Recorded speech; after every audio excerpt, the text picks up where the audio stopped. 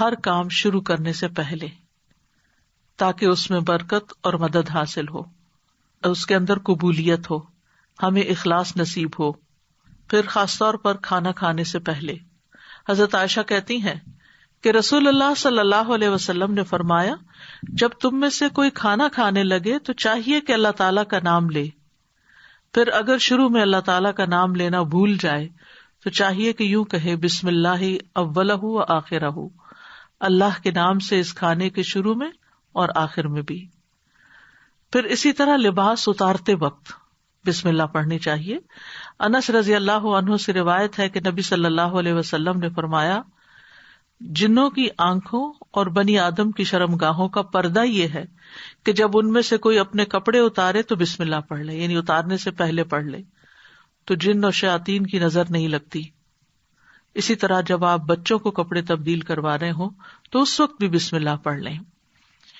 اسی طرح بیت الخلاء جاتے وقت یعنی اندر پاؤں رکھنے سے پہلے بسم اللہ پڑھ کے دروازہ کھولیں۔ حضرت علی رضی اللہ عنہ روایت کرتے ہیں، کہتے ہیں کہ رسول اللہ صلی اللہ علیہ وسلم نے فرمایا، جنوں کی آنکھوں اور بنی آدم کی شرمگاہوں کا پردہ یہ ہے کہ جب ان میں سے کوئی بیت الخلاء جائے تو بسم اللہ پڑھ لے، کیونکہ جب انسان ننگا ہوتا ہے تو حفاظت کے فرشتے اسے دور چلے جاتے ہیں، تو اس وقت حفاظت پھر کس سے حاصل ہوگی؟ جب آپ واش روم میں جانے سے پہلے بسم اللہ پڑھ کے پھر داخل ہوں گے۔ اسی طرح وضو سے پہلے ابو ہریرہ کہتے ہیں کہ رسول اللہ صلی اللہ علیہ وسلم نے فرمایا، لا صلاۃ لمن لا وضوء لہ ولا وضوء لمن لم یذکر اسم اللہ تعالی علیہ، کہ جس کا وضو نہیں اس کی نماز نہیں، اور جو شخص وضو کے شروع میں اللہ تعالی کا نام نہ لے اس کا وضو نہیں۔ اب یہاں پر بعض لوگوں کو یہ پریشانی ہوتی ہے کہ ہم واش روم میں کھڑے ہوتے ہیں، وہیں سنک ہے، وہیں کموڈ ہے، تو پھر ہم بسم اللہ کس طرح پڑھیں؟ اس کے ایک تو یہ ہے کہ جب آپ وضو کی نیت سے جا رہے ہیں تو اندر داخل ہونے سے پہلے ہی پڑھ لیں اور جا کے ٹیپ کھول لیں اور اپنا وضو شروع کر دیں۔ دوسرا یہ ہے کہ آپ دل میں پڑھ لیں، لیکن اگر کوئی بھول گیا ہے تو جس وقت یاد آئے، یعنی وضو کے دوران اس وقت بھی پڑھ سکتا ہے۔ پھر اسی طرح پڑھنا ہی بھول گیا تو اس کا کیا مطلب؟ وضو ہوا ہی نہیں سرے سے، یا پھر یہ کہ اس کی اگر وضو نہیں ہوا تو کیا نماز ہی نہیں ہوئی؟ نہیں، اس کا مطلب یہ کہ اس کا وضو کامل نہیں ہوا۔ یہاں علماء نے اس کا مطلب یہ کیا ہے کہ اس کے وضو میں نقص رہ گیا، وضو ہو جائے گا، نماز ہو جائے گی، لیکن وہ جو برکت حاصل ہونی تھی یا زیادہ ثواب ملنا تھا اس سے انسان محروم ہو جاتا ہے۔ پھر اسی طرح یہ ہے کہ قرآن مجید کی قرأت سے پہلے بسم اللہ پڑھنی چاہیے۔ قتادہ سے روایت ہے، وہ کہتے ہیں کہ انس رضی اللہ عنہ سے سوال کیا گیا کہ نبی صلی اللہ علیہ وسلم کی قرأت کیسی تھی، تو انہوں نے بیان کیا کہ آپ صلی اللہ علیہ وسلم کھینچ کر پڑھتے تھے، پھر آپ نے بسم اللہ الرحمن الرحیم کو پڑھا، یعنی بسم اللہ الرحمن الرحیم، یعنی مد کے ساتھ پڑھتے تھے، الرحمن کو اور رحیم کو بھی کھینچ کر تلاوت کرتے تھے۔ پھر اسی طرح کھانا کھانے سے پہلے بھی عمر بن ابی سلمہ رضی اللہ عنہ کہتے ہیں، میں بچہ تھا اور رسول اللہ صلی اللہ علیہ وسلم کی پرورش میں تھا۔ عمر بن ابی سلمہ جو ہے یہ ابو سلمہ رضی اللہ عنہ کے بیٹے ہیں، ام سلمہ کے بھی بیٹے ہیں۔ ام سلمہ کی جب شادی ہوئی تو یہ نبی صلی اللہ علیہ وسلم کے گھر میں بچے آ گئے، یعنی آپ کے ربیب تھے اور آپ کی پرورش میں تھے۔ تو وہ کہتے ہیں کہ کھانا کھاتے وقت میرا ہاتھ برتن میں چاروں طرف گھوما کرتا ہے، جیسے بچے عام طور پر کرتے ہیں۔ تو رسول اللہ صلی اللہ علیہ وسلم نے مجھ سے فرمایا، اے لڑکے، بسم اللہ پڑھ لیا کرو اور دائیں ہاتھ سے کھایا کرو، اور برتن میں وہاں سے کھایا کرو جو جگہ تم سے نزدیک ہو، یعنی اپنے سامنے سے کھاؤ۔ وہ کہتے ہیں کہ چنانچہ اس کے بعد میں ہمیشہ اسی ہدایت کے مطابق کھاتا رہا۔ تو یہ ٹیبل مینرز ہیں، کھانا کھانے کے آداب ہیں، اور اس میں نہ صرف یہ کہ بڑوں کو اس کا اہتمام کرنا چاہیے بلکہ بچوں کو بھی سکھانا چاہیے۔ پھر اسی طرح گھر میں داخل ہوتے وقت بسم اللہ پڑھ کر داخل ہوں۔ جابر رضی اللہ عنہ سے روایت ہے، وہ کہتے ہیں کہ میں نے رسول اللہ صلی اللہ علیہ وسلم کو فرماتے ہوئے سنا، جب آدمی اپنے گھر میں داخل ہوتا ہے تو وہ داخل ہوتے وقت اور کھانا کھاتے وقت اللہ کا نام لیتا ہے تو شیطان کہتا ہے کہ آج تمہارے لیے اس گھر میں نہ رات گزارنے کی جگہ ہے اور نہ ہی رات کا کھانا ہے، اور اگر وہ داخل ہوا لیکن اپنے داخل ہوتے ہوئے اللہ کا نام نہ لیا تو کہتا ہے تم نے رات گزارنے کی جگہ پا لی، اور اگر اپنے کھانا کھانے کے وقت اللہ کا نام بھی نہ لے انسان تو شیطان کہتا ہے تم نے رات گزارنے کی جگہ اور رات کا کھانا پا لیا، یعنی ہماری چیزوں میں پھر اس کی شراکت ہو جاتی ہے۔ اب دیکھیں کہ بہت سارے مسائل اور بہت ساری بیماریاں عام ہو چکی ہیں جن کی بعض اوقات تشخیص بھی نہیں ہو پاتی، اور پھر ہم بعض اوقات یہ سمجھتے ہیں کہ شاید جادو ہو گیا ہے یا پھر یہ کوئی نظر لگ گئی ہے، لیکن اگر ہم ان آداب کا خیال رکھیں تو انشاءاللہ شیطان جو ہمارا دشمن ہے اس کے شر سے محفوظ رہیں گے۔ نہ صرف یہ کہ خود اپنے لیے بلکہ اپنے گھر والوں کے لیے بھی ان کو تعلیم بھی دیں اور ان کو یاد دہانی بھی کرائیں، اور ان کی پروٹیکشن کا انشاءاللہ بہترین سر و سامان ہوگا۔ اسی طرح رات کو سونے سے پہلے بسم اللہ پڑھ کر بستر جھاڑنا چاہیے۔ رسول اللہ صلی اللہ علیہ وسلم نے فرمایا، صحیح مسلم کی روایت ہے، جب تم میں سے کوئی اپنے بستر پر جائے تو اسے چاہیے کہ وہ اپنے تہبند کا کونا پکڑے اور اس سے اپنا بستر جھاڑ لے اور بسم اللہ پڑھ لے، کیونکہ وہ نہیں جانتا کہ کون اس کے بعد اس کے بستر پر آیا۔ یہ بات بڑی اہم ہے کہ وہ نہیں جانتا۔ تو اس سے یعنی کہ صرف انسان نہیں بلکہ جن ملکوں کے اندر بچھو، کیڑے مکوڑے عام گھومتے پھرتے ہیں اور خاص طور پر گرمیوں کے موسم میں نکل آتے ہیں، یہ لوگ کھلی چھت میں کھلی فضا میں سوتے ہیں، بازو کے چارپائیاں سارا دن وہیں بچھی رہتی ہیں، تو معلوم نہیں کہ بستر کے اندر یا بیڈ کے اندر کون سی ایسی چیز گھس گئی کہ جس کو جھاڑنے سے وہ نکل جائے گی۔ دوسرا یہ کہ بعض اوقات یہ جو ہمارے سارا دن بنے ہوئے بستر رہتے ہیں تو اس کے بارے میں علماء کہتے ہیں کہ بعض اوقات جنات بھی ان پہ آ کر لیٹ جاتے ہیں، تو کئی لوگوں کو بری بری خوابیں آتی ہیں، رات کو ان کی نیند ڈسٹرب رہتی ہے۔ لیکن اگر آپ یہ مسنون عمل کریں تو ایسی چیزوں میں کمی واقع ہو جاتی ہے۔ تو یہاں پر نبی صلی اللہ علیہ وسلم نے تہبند کا کونا فرمایا، آپ کوئی بھی کپڑا لے سکتے ہیں، کوئی ٹاول لے سکتے ہیں، اپنا دوپٹے کا ہی کونا پکڑ کے ایک اس سے جھاڑ دیں۔ اور یہ بھی کہا جاتا ہے کہ ہم جب ایک رات سوتے ہیں تو وہ ڈیڈ سیل جو ہوتے ہیں وہ بستر پر ہی رہ جاتے ہیں، اور وہ بھی کئی بیماریوں کا باعث بنتے ہیں جب وہ بستر پر ہی لگے رہتے ہیں اور ان کو جھاڑا نہیں جاتا۔ تو بہرحال گرد و غبار ہو یا ڈیڈ سیلز ہوں یا کیڑے مکوڑے ہوں یا کچھ بھی نہ ہو، تب بھی نبی صلی اللہ علیہ وسلم نے جو طریقہ سکھایا ہے اس پر عمل کرنا چاہیے۔ اسی طرح جب آپ صلی اللہ علیہ وسلم اپنے بستر پر تشریف لے جاتے تو فرماتے اللہم بسمک احیا و اموت، یعنی اس وقت بھی بسم اللہ پڑھتے، اے اللہ تیرے نام کے ساتھ میں زندہ ہوتا ہوں اور تیرے نام کے ساتھ میں مرتا ہوں۔ اسی طرح سوار ہوتے وقت بھی بسم اللہ پڑھنا چاہیے۔ ابو لاس الخزائی رضی اللہ عنہ سے مروی ہے، کہتے ہیں کہ رسول اللہ صلی اللہ علیہ وسلم نے ہمیں حج کے لیے صدقہ کے اونٹوں میں سے ایک کمزور اونٹ پہ سوار کیا، تو ہم نے عرض کیا یا رسول اللہ، ہمیں لگتا ہے یہ اپنی کمزوری کے سبب ہمارا بوجھ نہیں اٹھا سکے گا۔ تو آپ صلی اللہ علیہ وسلم نے فرمایا، ہر اونٹ کی کوہان پر ایک شیطان ہوتا ہے، جب تم اس پر سوار ہونے لگو تو اللہ کا نام لے کر سوار ہو جیسا کہ تمہیں حکم دیا گیا، پھر اسے اپنے قابو میں کر لو، اللہ اسے سواری کے قابل کر دے گا۔ اور آج کے دور میں بہت سے لوگ اونٹوں پہ سوار ہوتے ہیں، گھوڑوں پہ سوار ہوتے ہیں، اور گاڑیاں تو خیر عام ہیں، تو اس کا یہ مطلب نہیں کہ صرف جب اونٹ پر ہی سوار ہوں تو بسم اللہ پڑھیں۔ گاڑی پر سوار ہوتے ہوئے، دروازہ کھولتے ہوئے، سیٹ پہ بیٹھتے ہوئے، گاڑی سٹارٹ کرتے ہوئے اگر سوچے کہ بسم اللہ کہنے میں وقت کتنا لگتا ہے، 2 لفظ ہی تو کہنے ہوتے ہیں، لیکن اللہ کی مدد شامل حال ہو جاتی، انسان نقصان سے بچ جاتا ہے، وہ سفر محفوظ ہو جاتا ہے۔ اسی طرح تکلیف کے وقت بھی بسم اللہ کہنا چاہیے۔ جابر رضی اللہ عنہ کہتے ہیں، جب غزوہ احد میں طلحہ رضی اللہ عنہ کی انگلی کٹ گئی تو انہوں نے کہا، یعنی سی جیسے ہم تکلیف یا درد کے وقت کرتے ہیں، تو رسول اللہ صلی اللہ علیہ وسلم نے فرمایا، اگر تم بسم اللہ کہتے تو فرشتے تمہیں اٹھا لیتے، اس حال میں کہ لوگ تمہیں دیکھ رہے ہوتے۔ اسی طرح اگر کسی جگہ پر درد ہو رہی ہو تو بسم اللہ سے اللہ کا نام لے کر دم کرنا چاہیے۔ صحیح مسلم میں آتا ہے، عثمان بن ابو العاص ثقفی رضی اللہ عنہ سے روایت ہے کہ انہوں نے رسول اللہ صلی اللہ علیہ وسلم سے درد کی شکایت کی جسے وہ اپنے جسم میں محسوس کیا کرتے تھے جب سے وہ مسلمان ہوئے، تو رسول اللہ صلی اللہ علیہ وسلم نے ان سے فرمایا، اپنا ہاتھ اس جگہ رکھو جہاں تم اپنے جسم سے درد محسوس کرتے ہو اور 3 بار بسم اللہ کہو۔ یعنی اس حدیث سے یہ پتہ چلتا ہے کہ جہاں شدت زیادہ ہو تکلیف وغیرہ کی، وہاں بسم اللہ کو ریپیٹ بھی کیا جا سکتا ہے.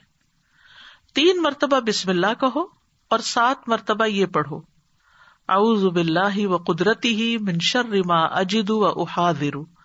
میں اللہ کی ذات اور اس کی قدرت سے ہر اس چیز سے پناہ مانگتا ہوں جسے میں محسوس کرتا ہوں اور جس سے میں خوف کرتا ہوں.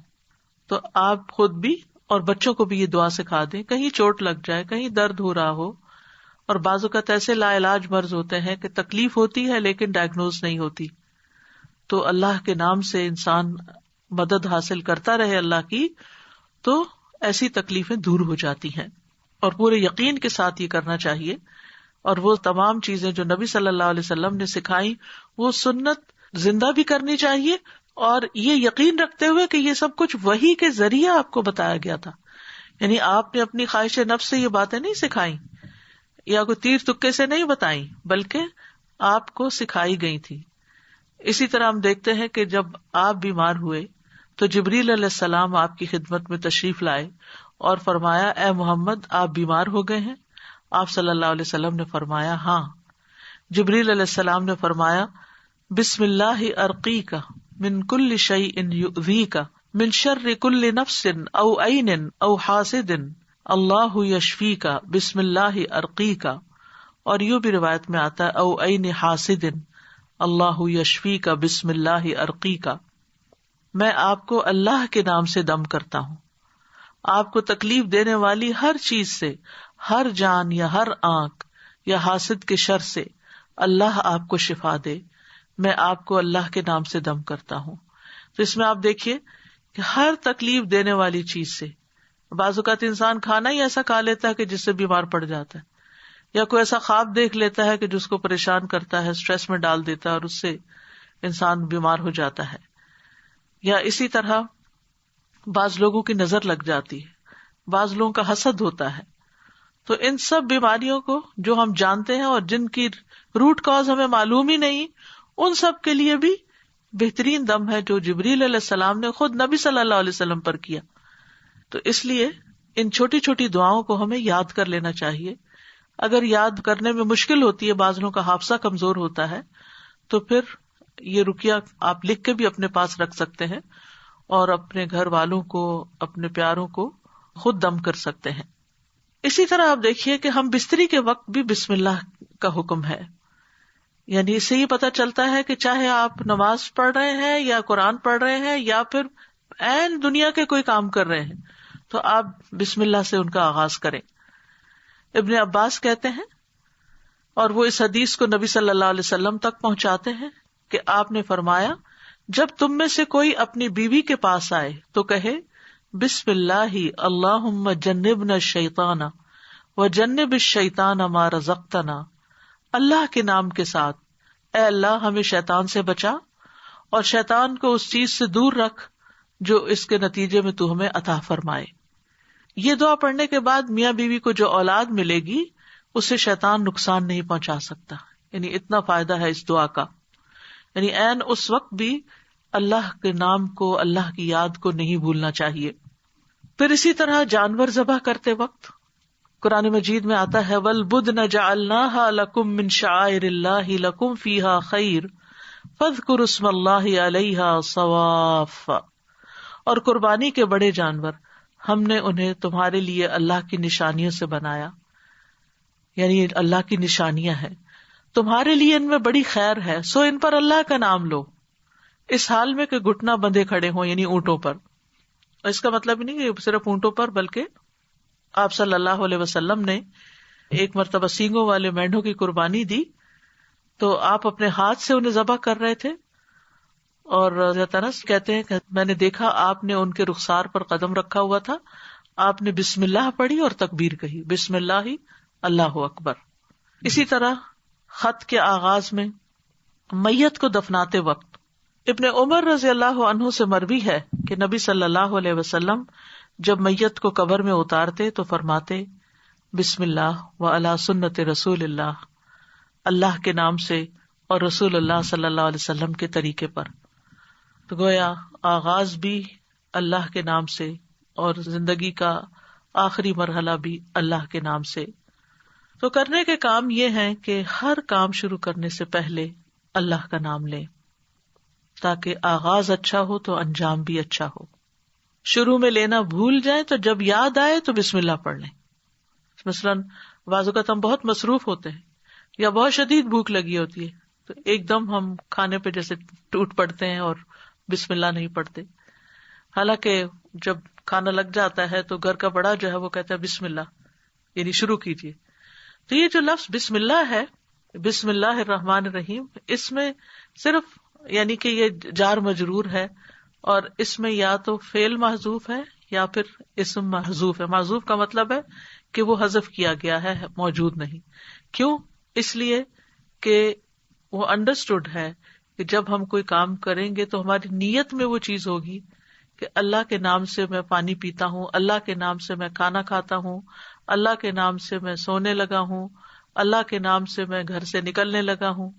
تو ہمیں اپنی ساری زندگی کا جائزہ لینا ہے کہ ہم کہاں کہاں بسم اللہ پڑھتے ہیں.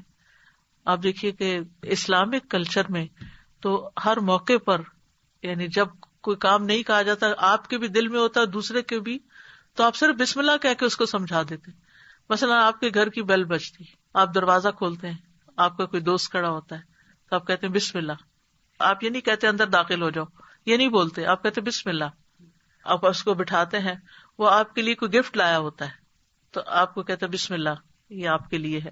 یعنی پورا جملہ بھی نہیں بولتے، صرف بسم اللہ. پھر اسے آپ اس کو کھانے پہ بٹھاتے ہیں، کھانا پیش کرتے ہیں تو کہتے ہیں بسم اللہ. ہاتھ دھلانے کے لیے جاتے ہیں تو کہتے ہیں بسم اللہ. یعنی بسم اللہ ایسے لفظ ہیں کہ جو ہماری ساری ما فی الضمیر کو بیان کر دیتے ہیں، اور کہنے والا بھی جانتا ہے کہ وہ اللہ کا نام کیوں لے رہا ہے، اور سننے والا بھی سن رہا ہوتا ہے کہ اللہ کا نام کیوں لیا جا رہا ہے یہاں. تو اس لیے ہر کام شروع کرنے سے پہلے اس میں ایکشن جو ہے وہ ہڈن ہے، وہ دل میں ہے آپ کے، لیکن بس اللہ کا نام لینا برکت کا باعث ہوگا. تو اللہ کے نام کی برکتیں حاصل کریں، حسرتوں سے بچیں. یعنی آپ بیٹھنے لگے ہیں کہیں تو بسم اللہ پڑھ کے بیٹھ جائیں، وہاں سے اٹھنے لگے ہیں تو بسم اللہ پڑھ لیں. اپنی یہ عادت بنا لیں. اور بچوں کے سامنے ذرا اونچی آواز سے بسم اللہ کہیں تاکہ وہ سنیں اور بار بار سنتے رہیں. مجھے یاد ہے بچپن میں جب کوئی بچہ گر جاتا تھا تو ہماری پھوپھی ہمارے ساتھ رہتی تھی تو اس وقت بھی بسم اللہ پڑھتی، پھر اٹھاتے ہوئے، پھر اس چوٹ کو سہلاتے ہوئے، یعنی ہر دوسرے کام میں بسم اللہ بسم اللہ. بچوں کو دودھ پلاتے ہوئے، بچوں کو اٹھاتے ہوئے، ان کو چینج کرتے ہوئے. تو یعنی بسم اللہ ہماری گھٹی میں پڑ جانی چاہیے کہ ہم کوئی کام اللہ کی یاد کے بغیر نہ کریں. جس سے انسان کو محبت ہوتی ہے وہ اس کے دل میں رہتا ہے اور اس کو ہمیشہ وہ یاد کرتا رہتا ہے. تو جو لوگ اللہ سے محبت کرتے ہیں، اور اللہ کا لفظ کا تو معنی ہی کیا ہے، ایک معنی یعنی مألوہ، یعنی جس سے شدید محبت کی جاتی ہے، جیسے اردو میں لفظ والہانہ کہتے ہیں آپ، والہانہ جس سے محبت کی جاتی ہے. تو اگر ہم اس کو اپنا اللہ سمجھتے ہیں، محبوب سمجھتے ہیں، اور اس سے والہانہ محبت کرتے ہیں اور اس کی طرف پناہ لینا چاہتے ہیں، اپنے دشمن سے بچنا چاہتے ہیں، تو پھر اس کے لیے آپ اپنی عادت بنا لیں. اور جتنے مقامات کا میں نے ذکر کیا ہے ان پر تو خاص طور پر بسم اللہ کہنا نہ بھولیں. انشاءاللہ آپ دیکھیں گے کہ اس کی برکت سے، کہتے ہیں نا بسم اللہ کی برکت، تو بسم اللہ کی برکت سے آپ کی زندگی کے بہت سے کام آسان ہوں گے، بہت سی پریشانیوں سے نجات ملے گی. تو آئیے ایک دفعہ ہم خوبصورت آواز میں بسم اللہ سن لیتے ہیں. بسم اللہ الرحمن الرحیم. بسم اللہ الرحمن الرحیم. بسم اللہ الرحمن الرحیم. اس کے ساتھ ہی میں آپ سے اجازت لیتی ہوں. کل انشاءاللہ اسی وقت دوسرے پارے سے ایک آیت کا انتخاب کر کے آپ کے ساتھ بات چیت ہوگی. یہ رمضان کے سلسلے کی ایک کڑی ہے اور اس وجہ سے ہر پارے سے صرف ایک آیت کو سلیکٹ کیا گیا ہے تاکہ ہم ایک آیت کو سمجھ بھی جائیں اور اس کو اپنی زندگی میں لے آئیں، تاکہ ہمارا علم ہم پر بوجھ نہ ہو، ہمارے لیے عمل کرنا آسان ہو. یعنی کبھی یہ روایت رہی کہ ایک دن میں ایک سپارہ پورا پڑھ لیا جائے، کبھی تیز بارش ہوتی ہے، اور کبھی ایک دن میں بس ایک آیت ہی سمجھ لی جائے. تو اصل مقصد کیا ہے؟ تدبر اور عمل، کہ ہم غور و فکر بھی کریں اور اس کے ساتھ ساتھ عمل بھی کریں. وآخر دعوانا ان الحمد للہ رب العالمین. سبحانک اللہم وبحمدک، اشہد ان لا الہ الا انت، استغفرک واتوب الیک. السلام علیکم ورحمۃ اللہ وبرکاتہ.